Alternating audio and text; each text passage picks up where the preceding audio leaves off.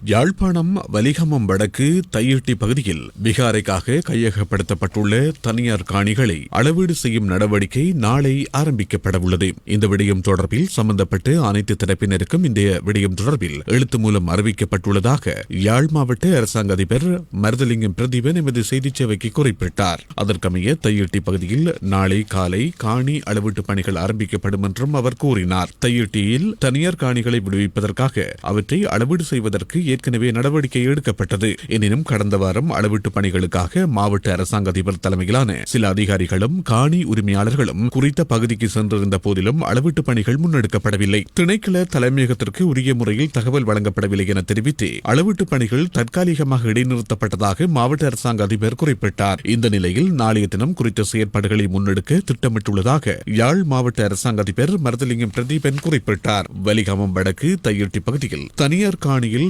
சட்டவிரோதமாக பௌத்த விகாரை ஒன்று அமைக்கப்பட்டு மக்களின் காணிகள் கையகப்படுத்தப்பட்டுள்ளன. குறித்த காணியை விடுவிக்குமாறும் மிக நீண்ட காலமாக போராட்டங்கள் முன்னெடுக்கப்பட்டு வரும் நிலையில் தற்போது ஓரளவு முன்னேற்ற நடவடிக்கையாக காணி அளவீட்டு பணிகள் முன்னெடுக்கப்பட்டுள்ளமை குறிப்பிடத்தக்கது.